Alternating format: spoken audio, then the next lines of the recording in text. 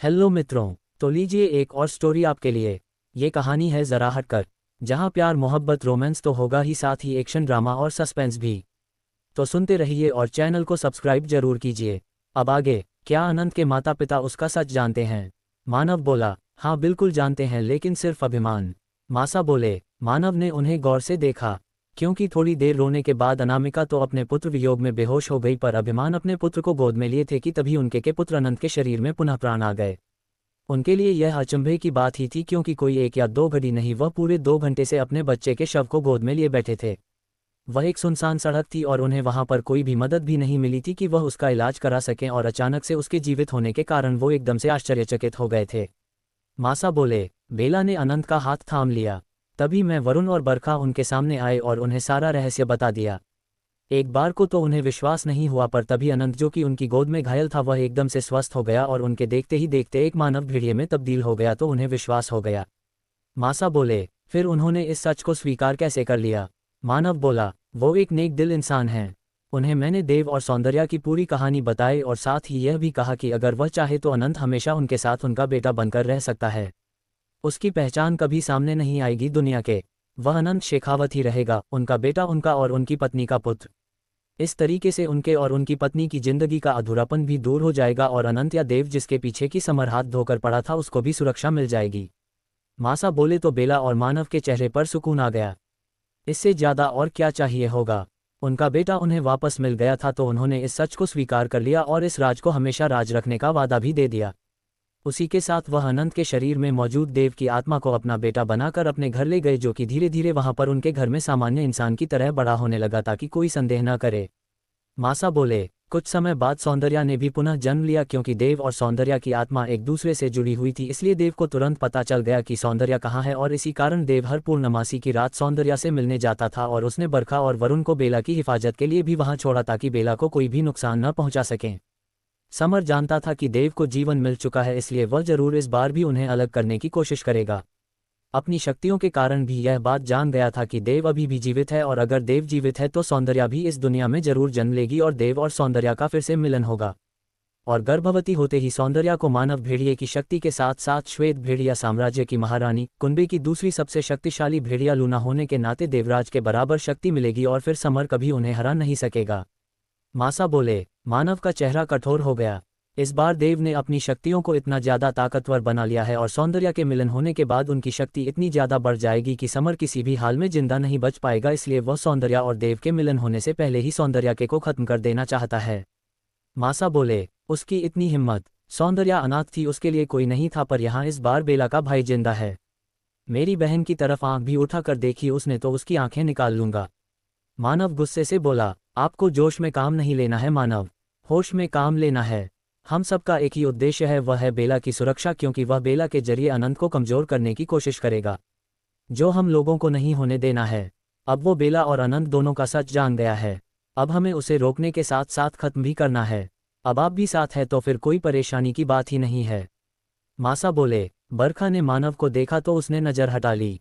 आप सच जान गए हैं और हमारे साथ भी हैं, तो हम भी निश्चिंत हैं। और अब युवराज, देवराज, वरुण और बरखा भी अपनी शक्तियां बढ़ाएंगे और अपने श्वेत भेड़िया कुंबे के अपने विश्वासपात्र श्वेत भेड़ियों को एकत्रित करेंगे, ताकि समर, उसकी सेना और श्यामल भेड़ियों को खत्म किया जा सके। आप बेला को अपने साथ ले जाए और उनका ध्यान रखिएगा। मासा बोले। लेकिन मासा, बेला सामान्य मानवी है और मानव भी एक सामान्य इंसान है। इनके साथ सुरक्षित नहीं है बेला। बेला को आप अपने पास रखिए या हमारे साथ। अनंत बोला। मासा मुस्कुराए। आपको अपने गुरु पर विश्वास नहीं है क्या? आप अपनी शक्तियां एकत्रित कीजिए और अपना सैन्य बल मजबूत कीजिए। महारानी बेला की चिंता मत कीजिए, उन पर स्वयं चंद्रदेव का आशीर्वाद है, उन्हें कुछ नहीं होगा। मासा बोले, ठीक है, हम इनको जंगल के बाहर तक छोड़कर आते हैं। अनंत बोला और बेला और मानव के साथ जंगल के बाहर की तरफ चल दिया। मानव ने एक नज़र बरखा की तरफ देखा और फिर अनंत और बेला के साथ जंगल के बाहर निकल गया। बरखा ने भरी आंखों से वरुण की तरफ देखा तो वरुण ने उसके कंधे पर हाथ रख हौले से थपका। जब उसने अनंत को स्वीकार कर लिया है तो तुम्हें भी स्वीकार कर लेगा, थोड़ा सा समय दो। वरुण बोला। विश्वास रखो बरखा, सच्चा प्रेम भले कठिनाई भरा हो पर मंजिल पा जाता है। मासा बोले तो बरखा ने गहरी सांस ली। तुम दोनों तैयारियों में लग जाओ, फैसला जल्दी ही होगा। मासा बोले और वापस ध्यान में लग गए। बेला, अनंत और मानव जंगल से बाहर आए। बेला आपको पता ही है, जब भी आप हमें दिल से बुलाओगी आपकी आवाज़ हम तक आ जाएगी और हम आपके पास आ जाएंगे, इसलिए हमें भुलाने में एक पल की भी देर मत लगाना, अनंत ने बेला से कहा। बेला ने एक नज़र मानव को देखा, फिर अनंत के सीने से लग गई। तुम्हारा इंतजार करूंगी मैं, उस समर को खत्म करके जल्दी आना मेरे पास, बेला ने कहा तो अनंत के चेहरे पर मुस्कुराहट आ गई। मानव बेला का रखना, अनंत ने कहा, और तुम अपना, मानव बोला और बेला के साथ वहां से निकल गया। अनंत वापस जंगल की तरफ मुड़ गया। बेला के चेहरे पर एक अजब सी मुस्कान थी और आंखों में चमक। मानव ने उसकी तरफ देखा और फिर उसके सर पर हाथ रख सहलाया। बेला ने मानव की तरफ देखा। तू खुश है ना बेला? मानव बोला, हाँ भैया मैं बहुत खुश हूँ, और आप तो अंदाजा भी नहीं लगा सकते जब से मुझे हमारा सच पता चला है। हमारे पूर्व जन्म का सच है, तब से तो बस ऐसा लगता है कि जैसे दुनिया जहाँ की खुशियाँ मुझे मिल गई हो। बेला खुश होकर बोली, तू अभी भी सोच ले बेला, पुराना जन्म कोई महत्व नहीं रखता। अगर तू आज इस रिश्ते के लिए तैयार नहीं है तो हम अनंत और मासा दोनों से बात कर सकते हैं। मानव बोला, सोचने का तो सवाल ही नहीं उठता भैया, मैं बहुत पहले से अनंत को जानती थी, और ये भी कि अनंत सामान्य इंसान नहीं है। मैंने बताया ना आपको कि वह हर पूर्णमासी की रात मुझसे मिलने आता था। सालों बीत गए भैया, ना कभी कोई दरवाज़ा खुला ना कभी कोई खिड़की, फिर भी वह मेरे पास आ जाता था। मैं तभी से जानती थी कि वह कोई सामान्य इंसान नहीं है, फिर भी मैं सिर्फ और सिर्फ उसे चाहती थी। बेला बोली तो मानव ने गहरी सांस ली। उसके हर सच के साथ स्वीकार किया है मैंने उसे भैया, फिर अब मना करने का या मन में शक लाने का तो सवाल ही नहीं उठता। बेला बोली। मानव उसके जवाब से खामोश रह गया। आप भी अपने मन से और सारा भय और भ्रम निकाल दीजिए भैया। वो मुझे बहुत चाहता है, और यह साथ इस जन्म का नहीं है, जन्मों जन्मों का है। तो हम ना कभी अलग हुए थे और ना ही कभी अलग होंगे। कहना चाहिए तो मैंने तो जन्म ही दोबारा फिर से इसीलिए लिया है ताकि मैं अनंत की हो सकूं। वह दास्तान जो अधूरी रह गई थी वह पूरी होगी भैया, और उसी के साथ समर का अंत भी। बेला ने खुश होकर कहा, मैं खुश हूं तुम्हारे लिए, मानव बोला, और उसने वहां से एक टैक्सी रोकी और दोनों उसने बैठकर घर की तरफ निकल गए। घर पहुंचे तो देखा रमाकांत और माधवी बेचैनी से उन दोनों की राह देख रहे थे। कहाँ गायब हो गए थे तुम दोनों? फोन भी नहीं लग रहा था। रमाकांत ने पूछा। सॉरी पापा, बेला को उसके ऑफिस की तरफ से टूर पर भेजा था और मुझे इसकी टेंशन थी तो मैं भी चला गया। वहां पर नेटवर्क प्रॉब्लम थी तो फोन काम भी नहीं कर रहा था। मानव ने कहा, वो ठीक है, पर हमारा भी तो सोचना चाहिए। तुम दोनों हमारे बच्चे हो, तुम अगर इस तरीके से चले जाओगे तो हमें तो चिंता होगी ना। माधवी ने कहा, सॉरी मम्मी, हम जानते हैं कि आप परेशान हुई, इसीलिए तो ट्रिप के बीच से ही मैं बेला को लेकर आ गया। पर अब बेला बड़ी हो गई है, इस तरीके से आप अगर घबराओगी तो कैसे चलेगा? मानव बोला, बेटा तुम जानते हो बचपन से ही इसके साथ कुछ अजीब सा होता रहा है, इसलिए मुझे चिंता होती है। माधवी ने कहा, आप चिंता मत कीजिए, भगवान का आशीर्वाद है हमारी बेला के साथ, कुछ भी नहीं होगा, और फिर उसका भाई भी तो है। और आप चिंता मत कीजिए, आगे से कभी कुछ भी बात होगी तो मैं आपको बता दिया करूंगा। मानव ने कहा, आ गए तुम दोनों? तभी वरुण की माँ भी वहां आ गई। जी आंटी, बेला बोली, आप दोनों लोग ठीक हो देखकर तसल्ली हुई। रीमा बोली, हम बिल्कुल ठीक है आंटी, आप चिंता मत कीजिए। बेला ने कहा, चिंता कैसे नहीं करेगी, बरखा और वरुण भी घर नहीं आए हैं। माधवी बोली, कोई बात नहीं है, मेरी उनसे बात हो चुकी है और मैं इतनी जल्दी परेशान नहीं होती। रीमा बोली, आप चिंता मत कीजिए, आएंगे वह दोनों भी। मानव बोला, हाँ बेटा जानती हूँ, कर्तव्य पथ पर है दोनों। रीमा बोली और फिर वहां से निकल गई। बेला माधवी के गले लग गई। सॉरी मम्मी, आपको परेशानी हुई, पर क्या करूं, वाकई में वहां नेटवर्क नहीं था। पर आप इतनी चिंता क्यों करती हो? मेरे भैया इंस्पेक्टर है, ऐसे ही कोई थोड़ी ना मेरे साथ कुछ भी कर देगा। बेला मुस्करा के बोली, हाँ बेटा, फिर भी ध्यान रखा कर, अगर तुझे कुछ हुआ तो हम तो वैसे ही जी नहीं पाएंगे। माधवी ने कहा, ऐसा कुछ भी नहीं होगा, और आप बहुत लंबी उम्र जियोगे, अभी तो आपको भैया की शादी करानी है और उनके छोटे छोटे बच्चों को भी तो खिलाना है। बेला बोली तो मानव की आंखों के आगे बरखा का चेहरा आ गया और उसकी आंखों में कुछ अजीब सी भाव आए। उसने गर्दन झटकी और वह अपने कमरे की तरफ बढ़ गया। मम्मी प्लीज कुछ अच्छा सा खाना बना दो ना, मैं आती हूँ नहाकर। बेला बोली और मानव के पीछे उसके कमरे में आई। आपसे कुछ बात करनी थी भैया। बेला ने कहा, बात अगर बरखा की है तो रहने दे। मानव बोला, भैया प्लीज। बेला ने रिक्वेस्ट की। मानव जो कि बाथरूम की तरफ बढ़ रहा था रुक गया और उसने पलटकर बेला की तरफ बोला, देखा? बोल क्या बात है? मानव बोला, क्या आप बरखा को माफ नहीं कर सकते? बेला ने कहा, तू अपना देख, मैं मेरा खुद देख लूंगा। मानव बोला और जैसे ही जाने को मुड़ा बेला उसके सामने आ गई। उसकी कोई गलती नहीं है भैया, प्यार करना तो कोई गुनाह नहीं है ना। बेला बोली, जरूरी नहीं इस घर का हर बच्चा भेड़िए से ही रिश्ता करे। मानव बोला, भैया आप। बेला बोली, कहा न, मैं देख लूंगा। मानव ने गहरी सांस ली और उसे एक साइड करके बाथरूम के अंदर चला गया।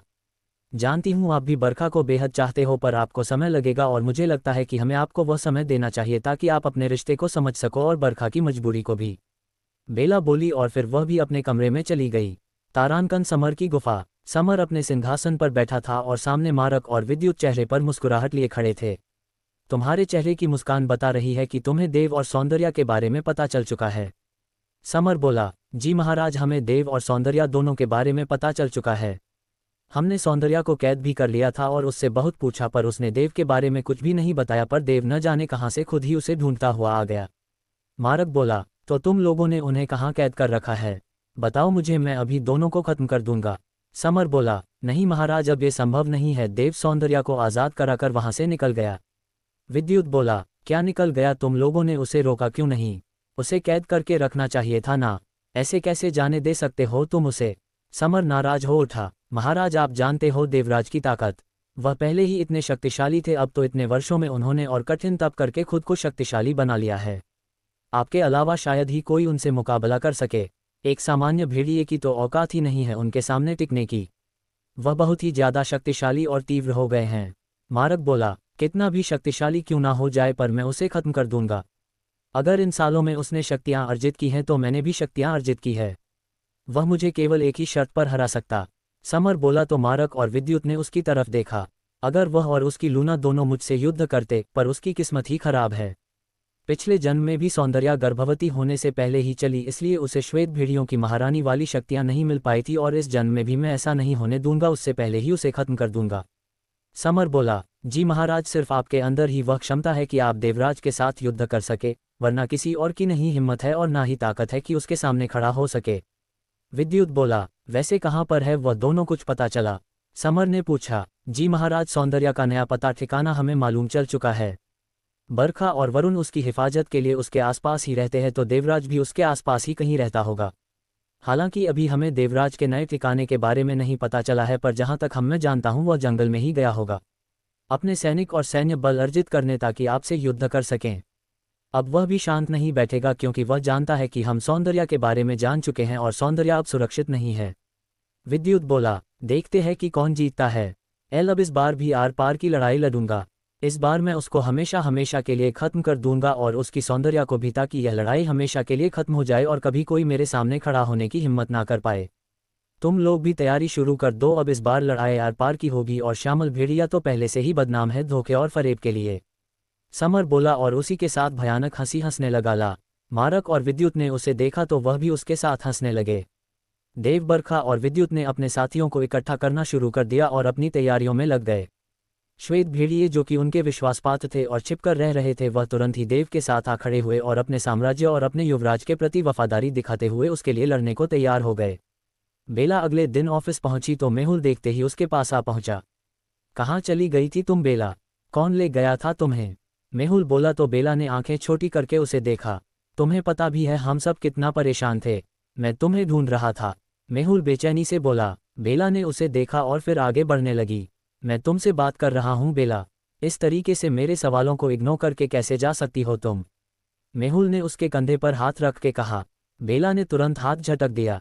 मैं आपको पहले भी बता चुकी हूं, और आज फिर कि मेरी पर्सनल लाइफ से दूर रहिए। और दूसरी बात, आप जैसा सोच रहे हो वैसा कुछ भी नहीं है। आप मेरे पीछे अपना समय बर्बाद कर रहे हैं। बेला बोली, मैं भी तो तुमसे कह चुका हूं ना कि मैं तुम्हें चाहता हूं, और यह बात मुझे तब और ज़्यादा समझ में आई जब 2 दिन तक नहीं आई। तुम्हें मैंने सब जगह ढूंढा, पर तुम कहीं पर नहीं मिलीला। यहाँ तक कि वह वरुण भी गायब था। मैं तो यहाँ ऑफिस भी आया था ताकि अनंत की मदद ले सकूं, और उसके घर भी गया, पर वो भी नहीं था। मैं कितना परेशान था तुम्हें इसका अंदाजा भी नहीं है। मेहुल बोला। बेला ने गहरी सांस ली और मेहुल को देखा। मैं भी तो तुमसे कह चुका हूं ना कि मैं तुम्हें चाहता हूं, और यह बात मुझे तब और ज़्यादा समझ में आई जब 2 दिन तक नहीं आई। तुम्हें मैंने सब जगह ढूंढा, पर तुम कहीं पर नहीं मिलीला। यहाँ तक कि वह वरुण भी गायब था। मैं तो यहाँ ऑफिस भी आया था ताकि अनंत की मदद ले सकूं, और उसके घर भी गया, पर वो भी नहीं था। मैं कितना परेशान था तुम्हें इसका अंदाजा भी नहीं है। मेहुल बोला। बेला ने गहरी सांस ली और मेहुल को देखा। अब आपने बात शुरू कर ही दी है तो मैं आपको क्लियर कर दूं। मेरा वरुण के साथ बहन भाई का रिश्ता है, पर हाँ, मैं 2 दिन से अनंत के साथ ही थी। बेला ने जैसे ही कहा, मेहुल ने आंखें छोटी कर उसकी तरफ देखा। जब अनंत आए तो आप उससे पूछ लीजिएगा। मैं और अनंत एक दूसरे को प्यार करते हैं, वह भी सालों से, और उम्मीद है कि अब आप मेरे बारे में सोचना बंद कर देंगे क्योंकि अनंत आपके बॉस होने के साथ साथ एक अच्छे दोस्त भी है। बेला बोली और अपने कैबिन की तरफ बढ़ गई। मेहुल भरी आंखों से उसे देखता रह गया। ये कैसे हो सकता है? मेहुल के मुंह से निकला। तभी अभिमान शेखावत ने आकर उसके कंधे पर हाथ रख दिया। वह सही कह रही है मेहुल। काश कि तुम्हें पहले पता होता तो शायद तुम उसके बारे में नहीं सोचते, पर अनंत और वह एक दूसरे को प्यार करते हैं और यह रिश्ता आज का नहीं है, सालों पुराना है। इसलिए तुमसे कह रहा हूं कि बेला के बारे में सोचना छोड़ दो। शेखावत बोले, आई एम सॉरी अंकल, अगर यह सच मुझे पता होता तो मैं बेला की तरफ कभी ना देखता, ना सोचता। मेरे लिए अनंत और उसकी खुशी से बढ़कर कुछ भी नहीं है। उसके लिए एक तो क्या 1000 बेला कुर्बान है, और फिर यहाँ तो प्यार दोनों तरफ से है। आप निश्चिंत रहिए, अब इन दोनों के प्यार की हिफाजत करना भी मेरा ही काम है, जिस तरीके से अनंत और उसके काम की देखभाल करना मेरा काम है। मेहुल बोला तो अभिमान शेखावत ने उसके कंधे को थपका और अपने केबिन की तरफ चले गए। मेहुल एक गहरी सांस ली और सिर झटक अपने केबिन की तरफ बढ़ गया। देखते ही देखते कुछ दिन बीत गए। देव, बरखा और वरुण ने अपना सैन्य बल तैयार कर लिया और अब वह पूरी तरीके से तैयार थे समर के राज्य पर आक्रमण करने के लिए। तो वही समर और उसके साथी भी तैयारी कर रहे थे। उधर मानव तो हर समय बेला के आसपास था ही, साथ ही वरुण और बरखा के ना रहते अब रीमा पूरे तरीके से बेला पर नजर रखती थी। वो बरखा और वरुण की मां थी और खुद भी एक शक्तिशाली वेयरवुल्फ थी, जो कि मासा के कहने पर बरखा और वरुण को लेकर यहाँ पर आकर रह रही थी ताकि बेला की सुरक्षा सुनिश्चित कर सकें। बेला अपने ऑफिस से निकली और घर जाने के लिए स्कूटी स्टार्ट करने लगी। दूर खड़े मारक और विद्युत की नज़र उस पर थी। इन दिनों में उन लोगों को देव के बारे में कुछ भी जानकारी नहीं मिल पाई थी, तो पर उन्हें बेला के परिवार रीमा और मेहुल के बारे में पूरी जानकारी हो चुकी थी और वह दोनों बेला को फिर से उठाने की तैयारी में थे, क्योंकि समर का आदेश था कि अब अगर देव का पता नहीं चल रहा है तो सौंदर्या को फिर से ले आओ, खत्म कर दो, और फिर उसे बचाने के लिए देव जरूर आएगा और सौंदर्या के साथ साथ समर देव को भी खत्म कर देगा। मारक और विद्युत बेला के पास आए और उसके सामने खड़े हो गए। बेला ने उन्हें देखा और उसके चेहरे पर गुस्सा उभर आया। तुम लोग फिर आ गए, शर्म नहीं आती तुम लोगों को? उस दिन अनंत में कितनी बुरी हालत की थी तुम दोनों की, और फिर भी आ गए तुम दोनों मुंह उठाकर। बेला बोली, उस दिन जो हुआ सो हुआ सौंदर्या, पर अब नहीं होगा। अब तुम दोनों का काम खत्म हो जाएगा। महाराज समर तुम दोनों को खत्म कर देंगे। मारक बोला और बेला की तरफ हाथ बढ़ाया ही था कि तभी मेहुल सामने आकर खड़ा हो गया। खबरदार जो किसी ने हाथ लगाया तो। मेहुल बोला, एक अनार और 100 बीमार, यह कहावत तो सुनी ही थी, आज देख भी लिया। इस एक लड़की के लिए महाराज समर देव, और अब ये भी।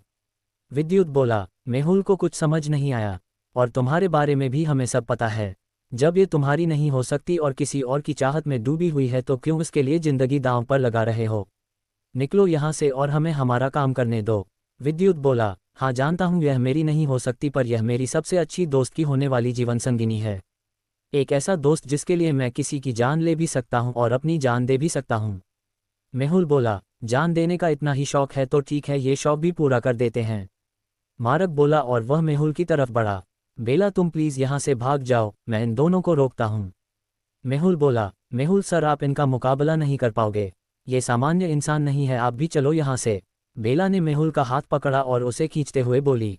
मेहुल ने नम आंखों से उसे देखा और फिर उसका हाथ हटा दिया। मैं संभाल लूंगा, तुम जाओ यहाँ से प्लीज। मेहुल बोला और बेला को धक्का दे दिया और खुद उन दोनों की तरफ बढ़ गया। क्योंकि यह एक चलती हुई सड़क थी इसलिए मारक को विद्युत भेड़िया रूप में नहीं आ सकते थे और वह मेहुल से ऐसे ही लड़ने लगे। बेला भी वहां से नहीं गई और वह भी मेहुल का साथ देने लगी। हारकर मारक और विद्युत ने वहां धुंध की और बेला के साथ साथ मेहुल को भी उठा लिया और जंगल की तरफ चल दिए। दूर खड़ी रीमा ये सब देख रही थी। उसने आंखें बंद कर वरुण से संपर्क स्थापित किया और फिर वह भी उन लोगों के पीछे निकल गई। क्रमशः डॉक्टर शैलजा श्रीवास्तव,